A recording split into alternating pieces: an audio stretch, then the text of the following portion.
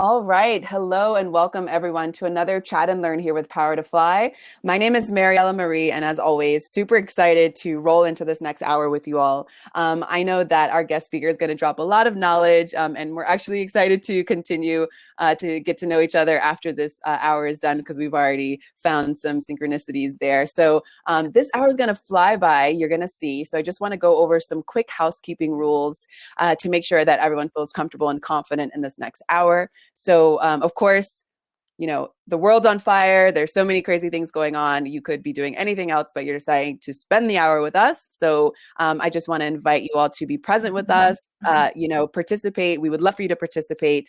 We're using Bevy these days. We're not on Zoom anymore. So it's not as easy as just turning your camera on and then you join the guest speaker and I. What you'll need to do is you'll need to add a +1 in the general chat box. And that will let me know that you want to come on screen with our guest speaker and I. And that will give you the rights to come off of mute and to also turn your camera on if you feel called to do so. But you can share your voice and that's cool. And I'll give you the permission to do that if you just write a +1 in the chat box. Otherwise, keep writing in the general chat. I see folks are already writing in the general chat. Let me know where you all are from. I would love to give you all a shout out in just a few moments here. So I'm calling from Patagonia in Argentina. Our guest speaker is calling from Tampa Bay in Florida. I see we've got the DC area joining, Austin, Texas, Egypt. Great. So let us know where you're calling from. You can write that in the chat box. And then the other thing I'll say is, if you do have a question that is, coming to you now in the moment, I would love for you to write that under the Q&A tab. Why? So that people who are joining us live can have the chance to upvote the question. So if I see that, a question has a lot of upvotes, I'll make sure we get that question flagged to our guest speaker before the end of the hour. So that being said, if anyone has any sensitive information and you want to be kept anonymous, you can write direct message me under DMs. You'll find me under Mariella Marie. Write me directly. I'll keep you anonymous and I'll flag your reflection or your question to our guest speaker. Great. Last thing I'll say is this is being recorded. So if you do come off mute, you will be featured in our live recording. Everyone will get a rewatch email. And then I encourage you to rewatch it and share it with your community. I'm just going to briefly introduce myself for those of you who have not been on a chat before. So I really love having these conversations throughout the week with women and binary people, just picking our minds about how we can just honor ourselves and be our best selves, show up at work as we are and, demand equality in the same breath. So I would love for you to connect with me on LinkedIn and also support the project that I'm working on that is called the Positive Force Team. Sign up for our newsletter and then you can stay in all the great things I've got coming up. All right, so without further ado, I'm going to pass the mic to our guest speaker, Donna. Let us know a little bit about yourself, how you came to learn about Power to Fly, and what you're excited to share with us today. Absolutely. Thank you so much, Mary Ellen. It's so nice to meet you. And thank you, ladies, for joining on today. I'm very excited. My name is Donna Hicks Mitchell, and I am a global diversity and inclusion, equity and inclusion lead for Fortune 50 Bank. I started my career in Wall Street over 20 years ago, and I've learned a lot along that journey. So I'm very inspired to help women to develop and grow. It is my passion. I'm a progressive thought leader in terms of being very strategic as a Six Sigma Black Belt and helping others along their journey in terms of fulfilling their true potential and no matter what they want to do. So even outside of corporate, I'm very socially conscious and socially active to help even folks that are in school to develop and, find their career pathing and everything. So very, very passionate about development of women and people overall. How I learned about Power to Fly, I was actually on Clubhouse. Many of you might have heard about that app. And I met a phenomenal woman who she actually lives internationally. She told me about Power to Fly and she says, I think you would be great for this. And I said, really? So she made the recommendation and here I am today. So really excited about it and very excited about adding value in this space today. Beautiful, beautiful. And so can you give us just a brief introduction regarding the principal themes for today's conversation, and then we will roll right into the questions folks have submitted offline. It sounds wonderful. Thank you so much. So as you can see on your screen, the principal themes for today's conversation are to discover how to advocate for yourself, such an important principle. And we often think about advocacy for someone else advocating for us, but we also too have to learn how to advocate for ourselves. It's an integral skill set that we must develop in order to find our space. In order to sit at tables, boardroom tables, the head of tables, advocacy is so very important. So we're going to talk in a bit about that.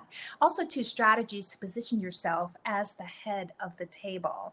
And it's not just so much as sitting at the table or the head of the table. It's more so positioning yourself as someone who has value within an organization. And so positioning yourself as a go-to person that has value. I heard something really funny the other day, and it said, if you're not at the table, then you're on the menu. And I thought that was so interesting. Um, Another theme for today is nurturing the correct mindset to succeed. And it all begins with our mindset and how we approach and what we believe. That will then truly guide a lot of our path and a lot of our success in our careers. Themes that we'll be talking about today, and I'm really excited to do that. Amazing. I love that. If you are not at the table, you're on the menu. Oh my gosh, that's a great visual as well. Indeed, indeed. All right, so I'm going to stop sharing my screen and I'm going to start with the questions that folks have submitted offline. Again, if you have a question that comes to mind currently, feel free to write that in the Q&A tab. Otherwise, you can write your general reflections and connect with each other in the general chat. And actually, I see some folks are already DMing me, which is great. Let's start with this first question here. So how would you describe self-advocating and what are the do's and the don'ts? Absolutely. So self-advocating is really supporting your own goals and yourself, believing in yourself, understanding what skill set you bring to the table, and being able to back those up with a dynamic skill set. So self-advocacy means that I'm confident in what I do, I'm confident in what I know, and I'm prepared to be able to present myself as a value add into an organization. So definitely, it's something that I think is a critical skill set, as I mentioned, that we all need.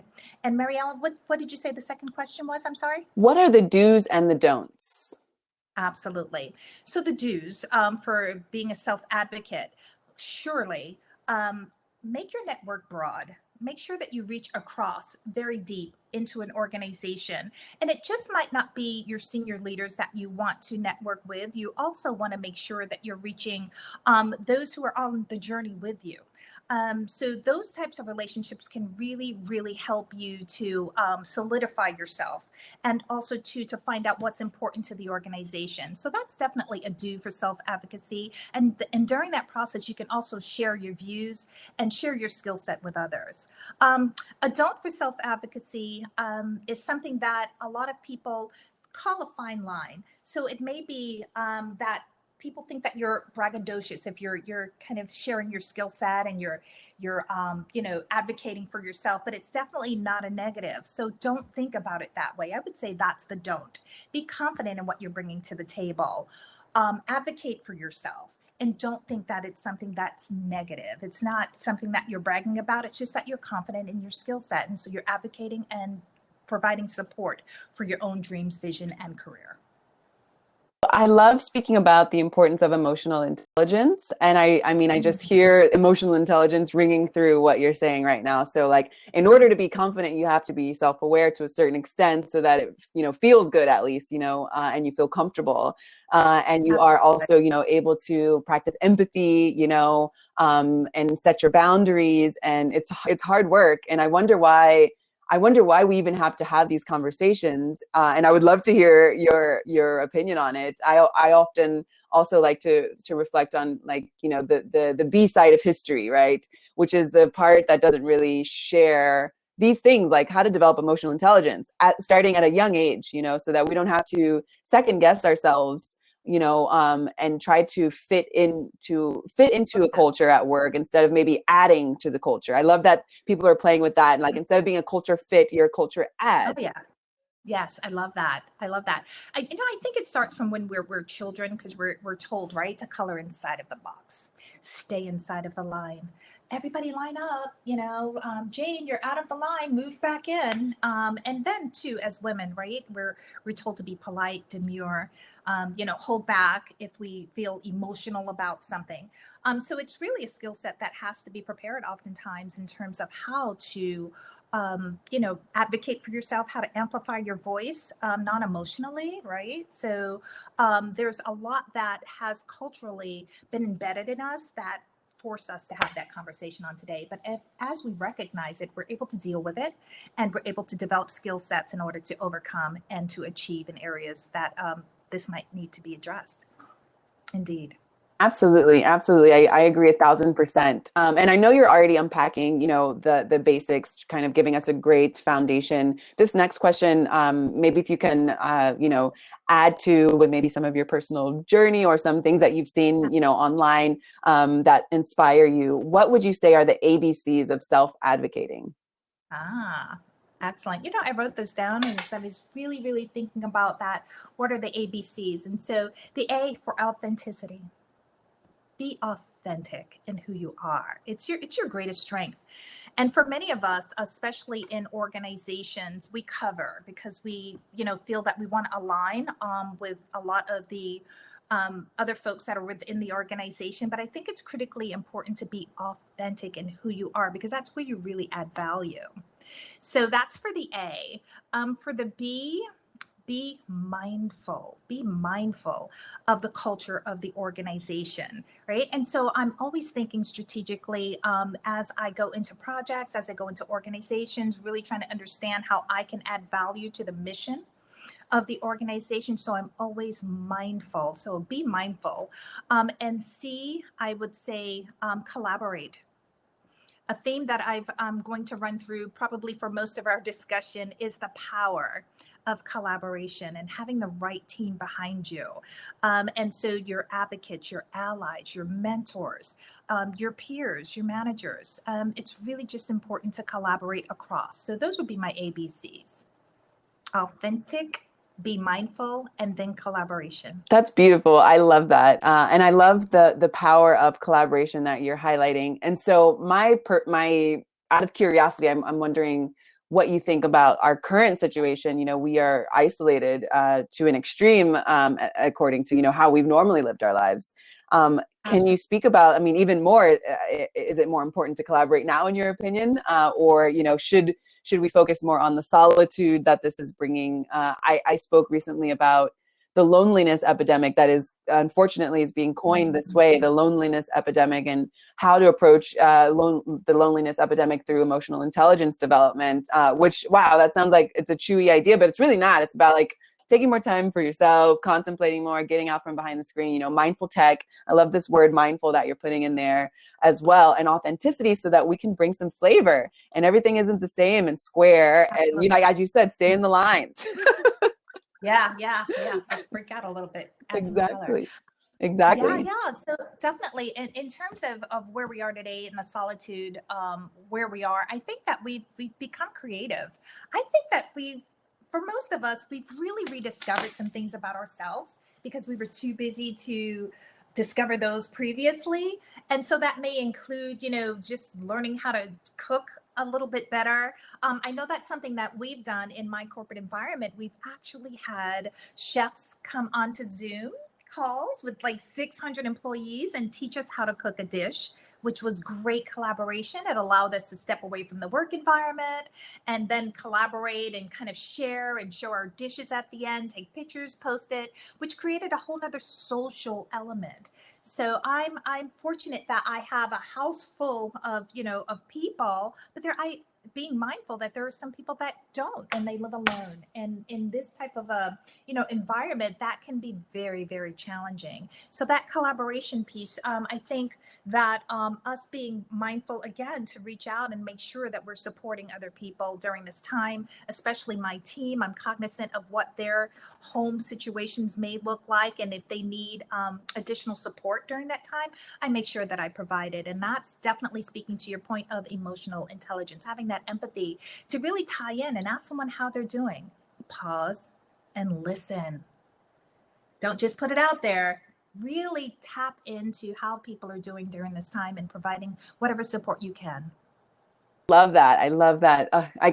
I'm throwing digital confetti at what you're saying because it's spot on. The power of listening, right? And how to, how that also just kind of tips our idea of productivity, because we're expected to know the answers all the time and move quickly in this, growth, and you don't stop and practice emotional intelligence and any of that usually, or you have very little time. So this listening to each other, and especially now when we have so much conflict, we need to hear other stories, we need to come together in another way.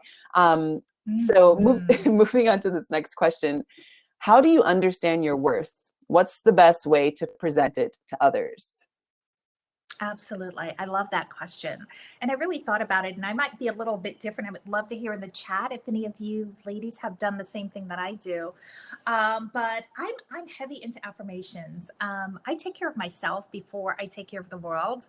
And for me, it's similar to when you're on an airplane and they say, please put your seatbelt on first before so that get your oxygen first so that you can, take care of someone else that you're with. And for me, it's starting the morning with affirmations and starting my morning with a bubble bath and just getting prepared for the day.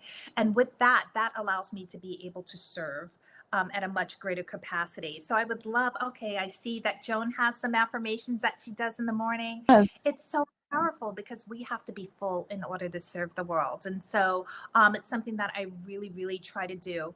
And then bringing that humanity into my leadership style. I often encourage my team also, tell us something positive before we begin a meeting. Let's connect before we begin that meeting. And even in the boardrooms where I sit, oftentimes you'll have, when we were in the office, we would have coffee and we would have, a couple of snacks. And let's take a moment to reconnect as humans. Step away from our busy day. Let's reconnect as humans and then jump onto the agenda as much as we can. And so that's something that I try to really, really build into my leadership style. I think see Marielle. Yes, you too. Yes, I think that's beautiful. And yeah, I can speak to the power of, affirmations and just getting that mindset starting off in a light, positive way. I remember a time too when I had to be mindful about not just waking up and going straight to a screen, maybe just, the alarm, shutting the alarm off, but then not just going into a screen and seeing words and ideas from other people. It's like, what am I feeling right now, after this point of rest, respecting that time and then reminding myself of whatever the affirmation is. I would love to know if anyone else on the call has any morning routine or self-care, routine that they do that they have found very helpful, especially during these times. Maybe we can, support each other in that way. So let's move on to this next question here. So what are some challenges you faced while advocating for yourself, and how did you overcome them? Absolutely. That's a great question as well. Some of the challenges that I faced in advocating for myself was resistance. Sometimes people are just pretty much stuck in their frame of reference as it relates to how they think about other people, how they think about their jobs, how they think about their contributions to an organization. So one of the challenges that I did face was resistance. And how I overcame that resistance was by courteous determination. And I'll give an example. I was challenged to create a new format for a way that we were solving a particular problem within the organization. And I was the newest person on the team, but however, I had some really great ideas. It was within my purview to implement the ideas, but I wanted to hear from the team. And I got a lot of resistance in terms of thinking outside of the box. And the response is that we've always done it this way. It works. And my position is innovation. Let's innovate. Let's change. Let's do it faster. Let's do it better. Probably my Six Sigma background there. And I see Yvonne in the year Six Sigma green belt in the chat. So kudos to you. It's a lot of hard work and well-deserved indeed. Yeah, so I'm about doing it faster, reducing defects, etc. And so the resistance that I did get by courteous determination, coming back, doing my research, getting the data points to show how we can improve the situation, and continually to push in that direction. Listening, so critical, listening to, the thoughts of the team members who may not have agreed, and constantly working through it. Again, courteous determination. At the end of the day, I was able to definitely provide the points that we needed in order to move forward. And so for me, challenges can be overcome. I think if we are able to actually do the data behind it, give a good reason, promote our point and promote the value that it will add, we can overcome any challenges. Love that. I love that mental resilience as well, which is a fascinating topic for me to consider, especially, now with just the technological advances that are happening and the access that we can see of all the craziness happening everywhere all the time. And then we turn our news off and then we're here, in the same, place. And it's this, connecting the dots and how to focus on that, social awareness by being collaborative and well, actually, I would like to move on to this question here that would probably be a nice bridge to talk about some other things. How do we advocate for ourselves without being perceived as greedy? Yeah. So that's an interesting question because men deal a little bit differently than women as it relates to advocacy, right? So they'll be the first to kind of raise their hand, or if they're going for a promotion or they have an opportunity, they're like 8 times more likely to put their hands up for an opportunity that they might not have the full skill set for. Where women, on the other hand, we'd say that we need at least, 90% of the qualifications in order to even raise our hand. And so that's really, really interesting. And so when we think about advocating for ourselves and not being perceived as greedy, I think that can be solved by knowing your worth.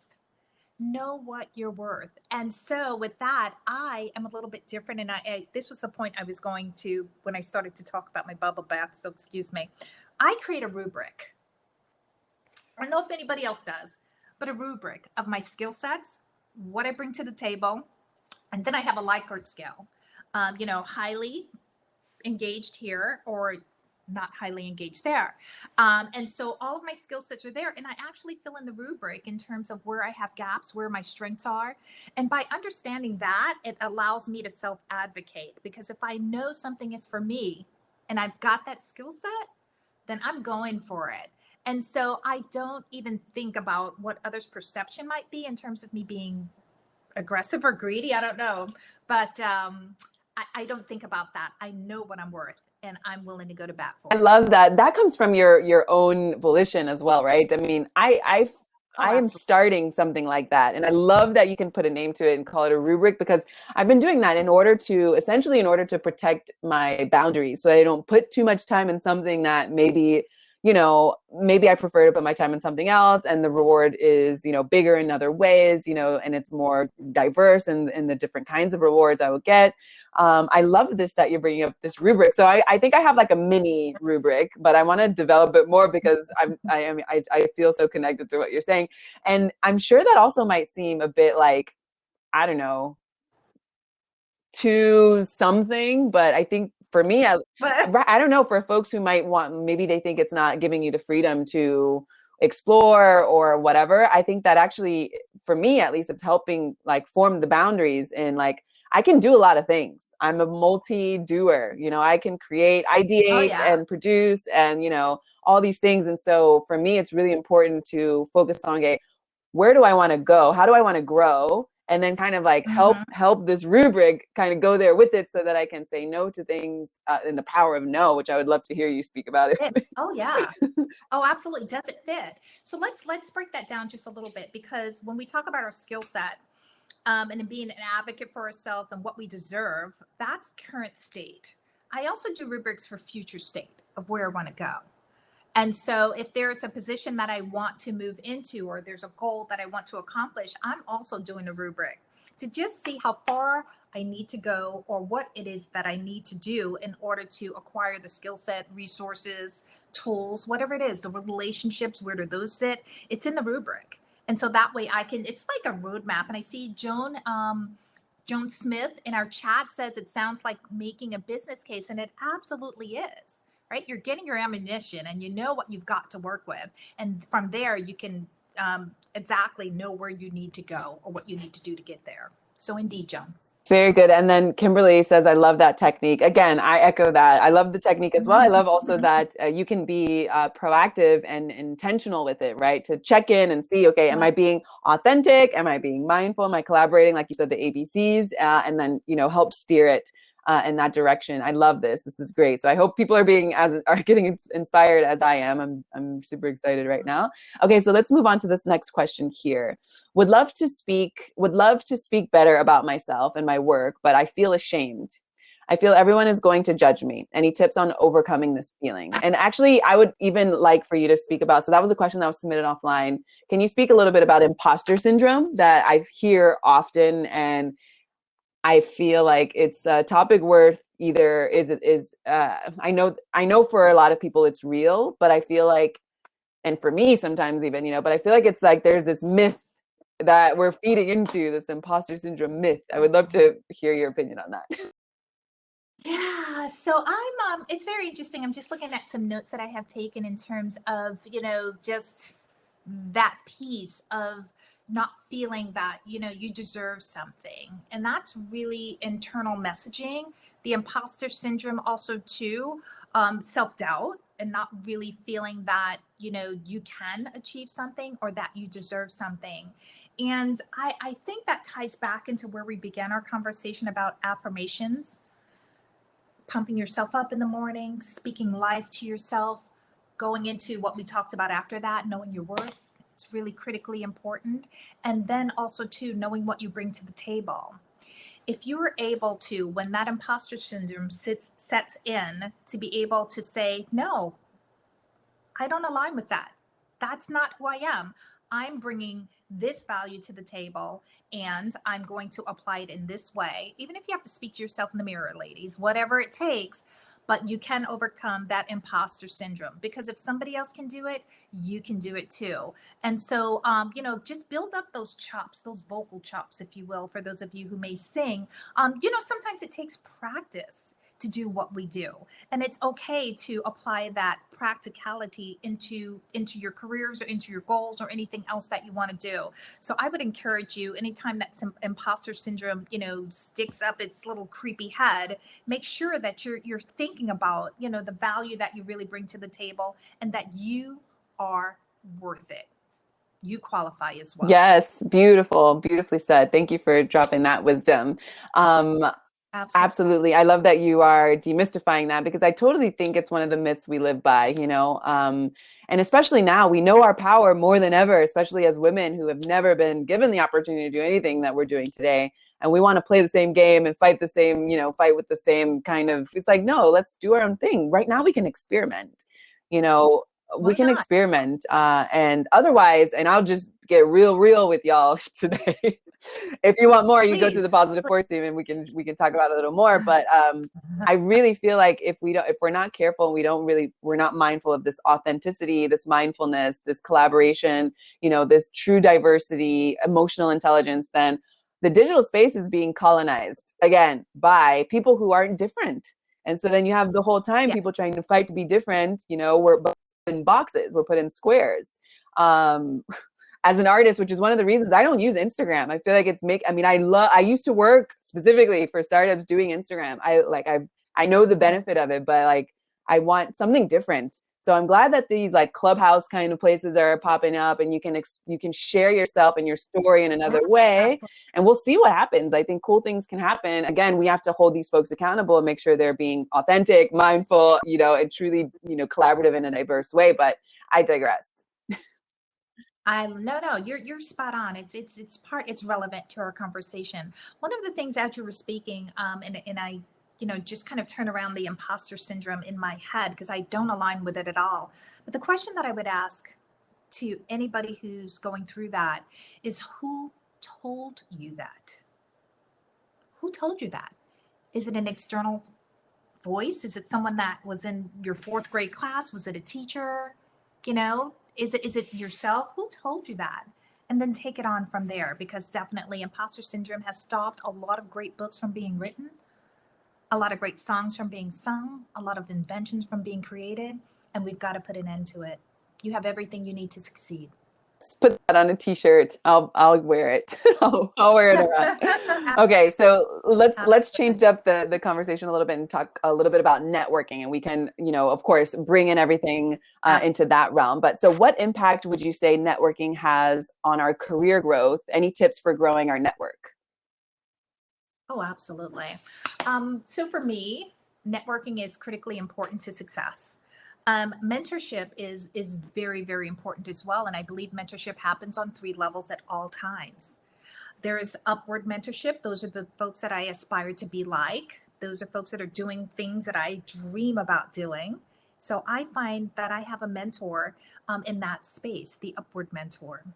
Then I have peer mentors, and those are folks that are on the journey with me, those that I can counter and have, hey, I have this idea. What do you think about it? Or they might come to me and say, Donna, I'm thinking about doing this. We're peers. We're helping each other along the journey. We're supporting each other along the way. And then we have downward mentorship, which is when we reach down to help someone who aspires to be where we are. And I think that's critically important too, because that helps to, continue the development of others. And so I believe that we operate on all 3 levels at all times: tri-level mentorship, upward, peer, and then downward. In terms of networking as well, I think it's really important to make sure that you have advocates. These are the folks that'll speak for you when you are not in the room. Critically important. I can't tell you how many boardrooms I've sat in where somebody's name would come up and they weren't even present. But if it's spoken by the right person in the room, all ears turn to listen. And then that gives you credibility. But the person sitting at that seat of power just doesn't say your name out of the blue. There's something that you did to get on that person's radar, right? So that they can speak well of you. You've made, and we talked about this earlier, you've made it very clear to them, or you must have advocated for yourself for them to know what's going on, what your skill sets are, and what you aspire to do. That person can get behind you and support you. So that advocacy is really important. In terms of networking as well, allyship. So here we support one another in the allyship role. And so I think all of those, the advocacy, the allyship, the mentorship, and that networking that we talked about, also networking broadly across the organization, and even outside of your organization, is critically important to one's success. I just wrote in the chat box to see if anyone has any mentor or mentee experiences that they can share, or things that they recommend. I totally love that you're pulling this apart to see in a more holistic way, right? The word mentor kind of stops there mostly, and it's like a giving or a taking, but it's not that. It's a sharing, and it can go different ways. And so Joan also writes, thanks for defining, didn't know the different levels. I agree. Thank you so much for making that clear. But again, seeing that, it's a visual to see, and like put that with your rubric, and make sure you're Got something going. Yeah, absolutely. I got to tell you, ladies, my mentor, one of my first mentors when I got into corporate America, she was a dynamic lady. I was so excited, and I felt so privileged that she had chosen me to mentor. And I was like, yeah. And so she was I was in New York on Wall Street, and she was in New Jersey. And so I had to get in my car and drive about 45 minutes to an hour every once a month to meet with her. So for the first meeting, I drove, I had on my little suit. I just knew I was cute. I was ready. So I drove and I had my little book. And so I went into her office and we talked. We talked for like an hour and a half, and I took copious notes. I was so excited just to be in her presence. And I took notes and I applied what I learned, and I went away. The next month I showed up again, same thing. I took notes, and I was like so excited and just smiling and taking notes. Went away. Third month I showed up, and she sat back and she looked at me. And I sat up and I looked at her. And she sat back and looked at me. She said, young lady, she says, what do you have for our agenda today? I says, I don't have an agenda. It's a mentor meeting. I'm waiting for you to mentor me. She was like, I let you get away with it once. I let you get away with it twice. She says, but the next time you come into my office, You need to have an agenda and you need to add value to this meeting. And she turned around and started working. Wow. I had myself on mute, I but was I was sitting like, there like, what? This is great. This is a great story. I love that. And yeah, and I what did you left. take from, yeah, It shocked me. I had no idea that I was really that this is a two-way street. To your point, mentorship is a two-way street. I needed to add value to her. absolutely. And so the next time that I came, I had a list of the things that I had implemented that she had taught me. I clipped out articles for her based on her line of business across the industry, and I shared those with her. And I was never in my entire career ever not prepared for a meeting again. So it really framed my development. Absolutely. I mean, that's such a beautiful story. Thank you for sharing that story about you. And I hope that that has inspired folks. It definitely has inspired me to see that, as a recognition of the exchange that's happening. Because one of the other big things that I feel like takes up a lot of our, how do I say, it's a concept that we're still figuring out how to master, let's say, and that concept is time. Mm. So how do you value your That's right. time? And so if you have, I love the scenario that you're placing. I mean, it's like we can see it. You're coming in, you're giving the energy, you're like having this, and she also, from what I understand in this moment, she would love to get something on, to learn something as well and grow. And that's that collaboration piece that you're saying in the ABC. So I'm really loving that. We have Kimberly wrote, powerful, to add value. Yes. So people are ringing your praises in the chat Mhm. box. Let's move on to this next question here. So how do we plan our next career steps? And how do I identify at which table we want to be? Okay. So to plan your next career steps, I would definitely just follow the theme of networking broadly, and find out what is going on in the industry and reach out to folks who are doing what you want to do. I am famous for reaching out to people I don't know. And I think it's okay because it's really made a difference in my career. I just send a note. Hey, this is who I am. I'm very interested in what you do. Can we have a coffee chat? Can we do a Zoom? Here's what I'm doing. Here's how I'm adding value, but I'm really excited to get to know you.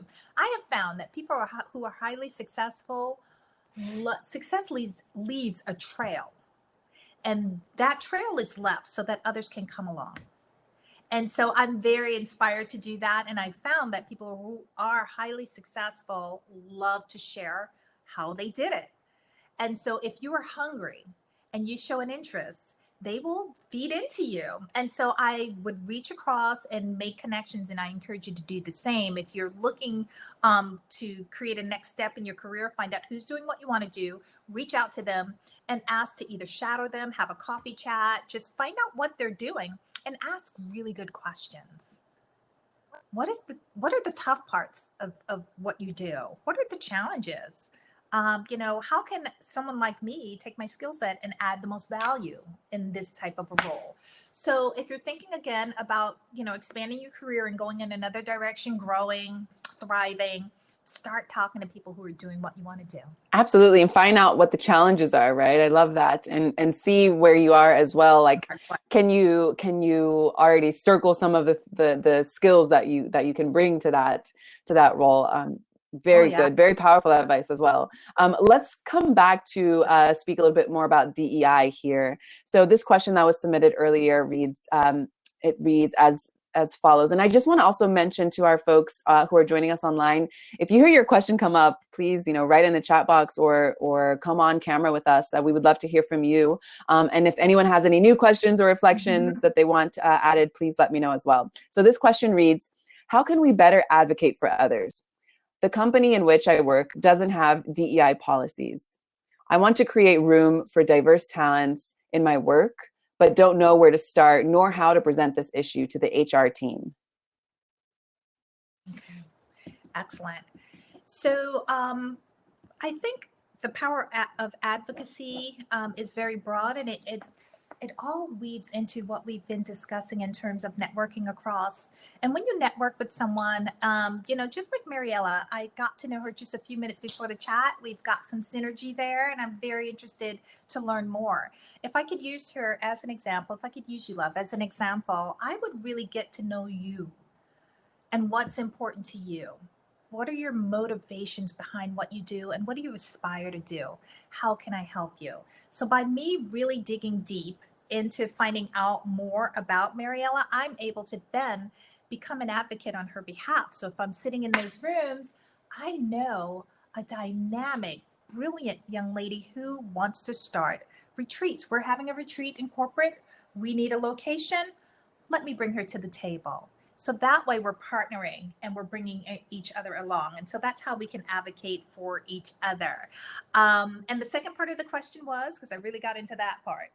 The second I part of love the that. I love question. that. And also I'll say, yes, it's the collaboration piece too, that makes me excited, as far as, having the opportunity to do something different and with other, other minds. We all think differently. We have different stories. Oh, yes. So this Oh, yes. collaboration piece and the ABCs is really, ringing true in your examples as well. And I love that. So the other part of the question is that the company doesn't have DEI policies. And they want to create room for diverse talents, but the HR team, she doesn't know how to approach the HR team. I love it. I love it. So if you want to do that, even if you don't have, a diversity and inclusion initiative currently, you be the person to start it. Create a proposal, introduce some training, just create a proposal, get in front of the right people, and then start to advocate for that mission. People will listen, because if there are opportunities in that space, people are looking to solve that. And if you are the first to raise your hand and to come up with a few ideas, have a few tools in your bag, and to present those to the right people, you can definitely create space and start to solve for some of those issues. And so you can be one of the fire starters in that section. And so I would say definitely come up with a few great ideas, create a proposal, and get to know the right people that you should be speaking with and communicating with, and then definitely pitch. Yes, I love that. So I hope that folks are going to rewatch this. I'm going to rewatch this and take notes. I'm learning so much, and I'm just, also putting some pieces of the puzzle together too, with, seeing how the importance essentially of this authenticity and being mindful, and the collaborative piece, which are concepts that I often speak about. And I love that you're plugging it in on how we can just look out for ourselves and be our best selves and be, well in the process, essentially. Mm-hmm. Yes. So let's, yes. So let's move on to this next question here. How do you believe in yourself when no one around has seemed to do so? How can I best build up my confidence? Absolutely.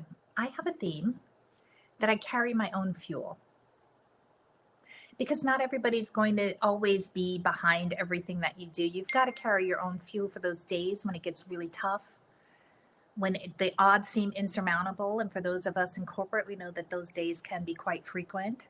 We've got to carry our own fuel. Let me break that down a little bit further. We've got to know our why. And we've got to know what value we bring to the table. And that roadmap that we talked about, that rubric, helps us to discover what that should be. So carry your own fuel. It's so, so vitally important that you're able to, when there's no one else in your corner, and it may be, that midnight hour, but you've got a deliverable in the morning, you've got to be able to amp yourself up and be able to accomplish what it is that you need to accomplish. So definitely carry your own fuel. As it relates to building ourselves up, right? What was the second part of your question? So as it relates to, let's see here. Oh, confidence. So yes, how do you believe in yourself when no one around? Mm-hmm. Building yourself and confidence.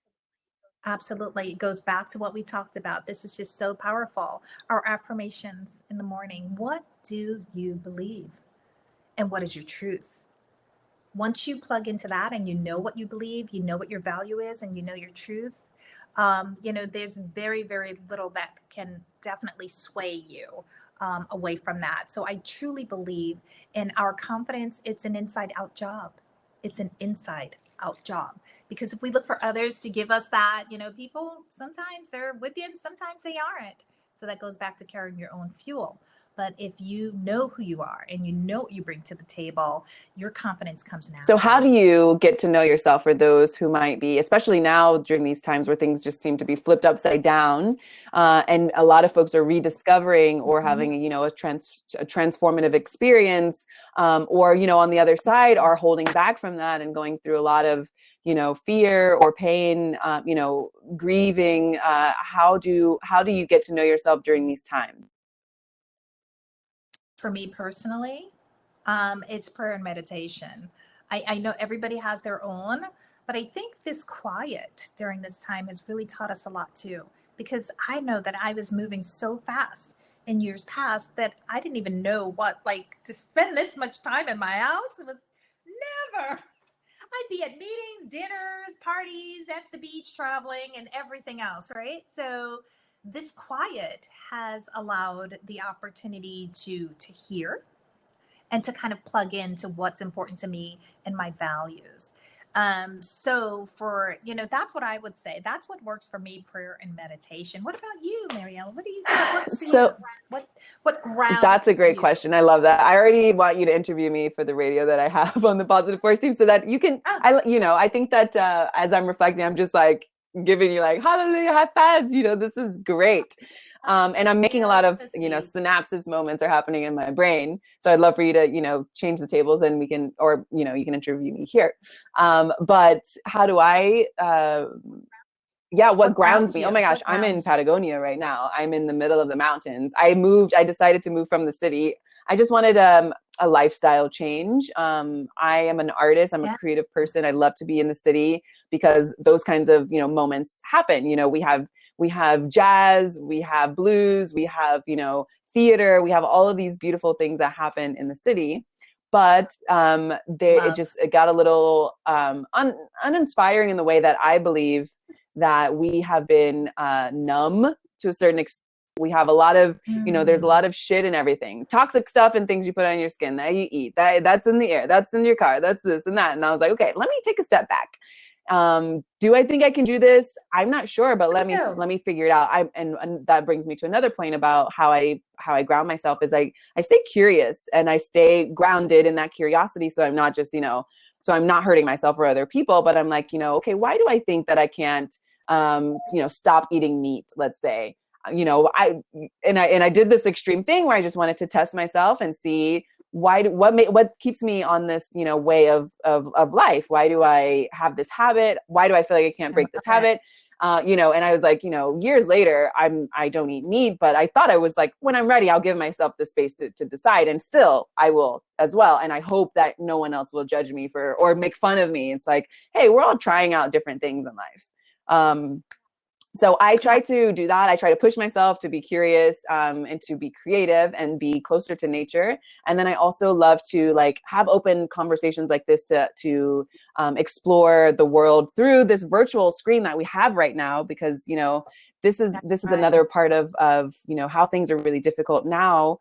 We're kind of having to figure out how to make our footprint in the digital space, because you can't be on that beach right now, and you can't be in that, having that party with other people right now. You have to figure out how to have other kinds of connections. So looking forward to that as well has kept me inspired and curious. So I thank you for today. Oh, absolutely.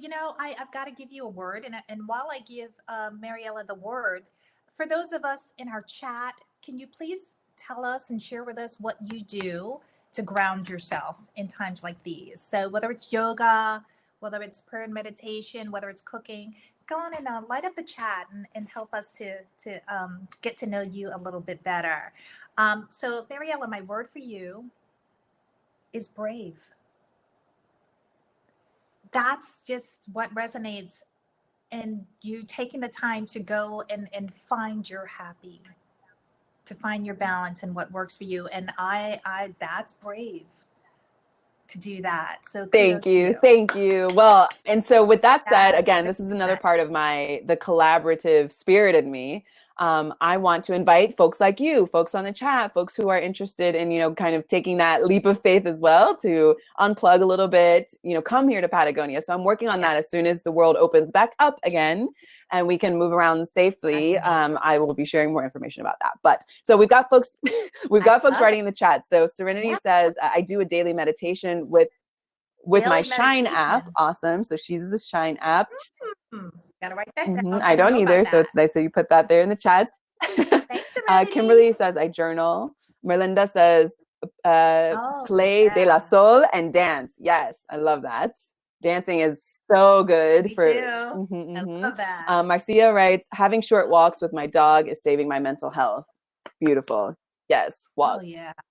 Oh, I did a chat the other day on the importance of walking in general, and especially now. Marcia, I definitely recommend that chat with Joyce, who has a platform where her goal is to get like millions of women walking together. And she talks about just the benefits of doing that. And I can imagine that if you take more time to walk, you will find out how to connect these ABCs that Donna is speaking about today. So just to mix that in there. I love it. Okay, so I've got one final question, and we've got about 7 minutes left. So if anyone has any questions, last minute questions, feel free to write that in the chat box. Otherwise, I'm going to move on with this question, and hopefully we can wrap this up with something that, from our live callers that they want to reflect on with us. But let's move to this question here. So would love to know more about how to secure, in quotation marks, our position at the table. I appreciate where I am right now, but I always feel scared that some younger and more technological candidate might take it away from me. Okay. All right. So how do we secure our seat at the table? I would say constantly evolve, constantly add value. I am a lifelong learner. I want to learn everything that I can, especially about the industry that I'm in, so that I can stay relevant and I can stay engaged. So that would be the best advice that I can have to share in terms of how to stay, secure that seat at the table, is to stay relevant and always learn. Ask really brilliant questions. And even if you don't feel that your question is brilliant, ask it anyway. It's that curiosity factor, right? Just staying curious and listening. Oh, yeah. Yes, and listen. Yeah, so always add value. That's how you secure the seat at the table. And don't worry about what other people, if they're younger or more technologically savvy or whatever that, whatever that may be. You've got to know your worth. You've got to know that you add value, because if you know that you will always have a seat. If not at that table, then build your own. Drop the mic right there. I love that. I want to switch this around a little bit for folks who might be managing teams and they don't really know, or maybe they want some advice on how to show people that, they are valued, right? So what are some tips for that person? So the person that is managing, a team or someone, and just how to make sure they're reflecting that back at them. Oh, absolutely. So reward and recognition is a really big part of the culture that whenever I'm building high performance teams, reward and recognition is something that I honor. And I recognize that not everybody wants to be, applauded with balloons and cakes and all of that. Some people you have to get to know people. As I gave the example, getting to know Mariella, then I know what she likes. I know how I can support her. And I take the time to get to know each of my team members and what they like. And I make sure that I recognize them, even if it's just a small thank you, an honest, authentic thank you can go miles. But then I might have another employee who's like, where's my gift certificate? Where's my Starbucks coffee? So if I know that that person likes that, then I'll go to Starbucks and I will get them a certificate, because I know that's what they recognize as being recognized. So I just make sure that I'm honoring that. Reward and recognition is huge in my book, because we all want to be told that we do a great job. And so in building high performance teams, that's something that I always am cognizant of. And I make sure that I add value back to my team because I couldn't be great without that them. two-way street, right? It's you are just this is That's again right. the holistic way of looking at the situation. It's a partnership. It's not just you know, we are social beings. We need this collaborative tool, right? So we've got 3 minutes left, and I want to pick your brain a little more while I have you. What how can Please. folks be more mindful with technology, with their use of technology, you know, with being more mindful about, you know, how to set boundaries, let's say, so that you can focus on some of these things that you're speaking about? Oh, absolutely. I'm guilty. I haven't solved for that yet. Honestly, I will get up at 6:45 in the morning. I'll have my affirmation and bubble bath time, and then I'll come straight into my office when I know I should be going into the workout area and getting on my bike. It's really difficult during this time to set those boundaries in terms of work-life balance. I think it's because of, you know, our times. Right now, work and productivity has really gone through the roof. I'm starting to get back into setting those boundaries in terms of work.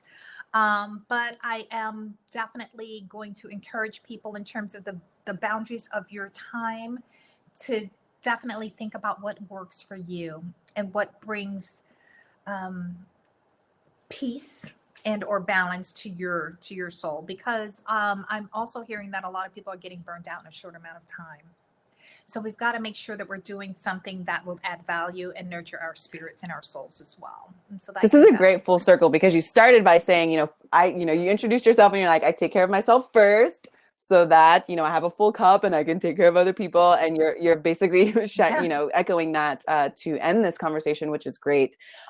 Taking care of yourself, making sure that you're full and you're at peace so that you can, you know, be your best self and move through these waves of change. So I really appreciate your authenticity during this conversation and your transparency. Can you just let us know how we can connect with you offline? I say offline, but I mean on different channels, so that we can support the work that you're doing. Maybe it's LinkedIn, maybe it's your website, things like that. I'd love for you to leave us with for thought, and then let us know how we can stay in touch. absolutely. I can be reached on IG, and it is the Corporate Diva. The Corporate Diva. Diva stands for dynamic, inspirational, victorious achiever. So hit me up on IG, ladies. Also, too, on LinkedIn, I am Donna Hicks Mitchell. That is my corporate, Donna Hicks Mitchell on LinkedIn. Very excited about that. I'm on Twitter. Twitter is Corporate Divas with an S. Corporate Divas with an S. And there are other modalities, but please just reach out, DM me, and I'll definitely share some of my website and different things that I'm doing as well, because I'm out to inspire the world. I love empowering women to be the best that they can be and really giving them the tools to do that, both entrepreneurial and in the corporate sector. What I would leave you with is that there is no one in the world that can do what you do. There's only you. So you have to deliver your gift, because there is someone who is waiting on you. So whether it's in the corporate environment and you're to develop someone else, if it's in your personal life and you need to mentor someone else, just always remember that you have unique gifts, talents, and abilities, and there is someone in the world that you are assigned to inspire their greatness. So don't hold it back. Deliver your gift to the world Yes, and I make a love difference. this. I'm Donna. Yes, peace out. What, just like drop the mic. I love this. I'm just gonna read what folks are writing in the chat box. Kimberly writes, "This was wonderful. I was able to get so much. Thank you for the ABCs." Joan writes, "Thank you for this. Thank you both for the support and for the love." So thank you all for joining this hour. I would love to continue this conversation. So let's connect on LinkedIn. Let's connect offline, and Yes, then let's absolutely. figure out how to be what's the word. Advocates for each other. Why not? Why not to say it like that? Yes, All right. All right. And yes, we'll see you on the next chat. Thank absolutely. you, Donna. It's been It's such a been a pleasure. pleasure. Bye. Thank See you. you. Bye, everyone.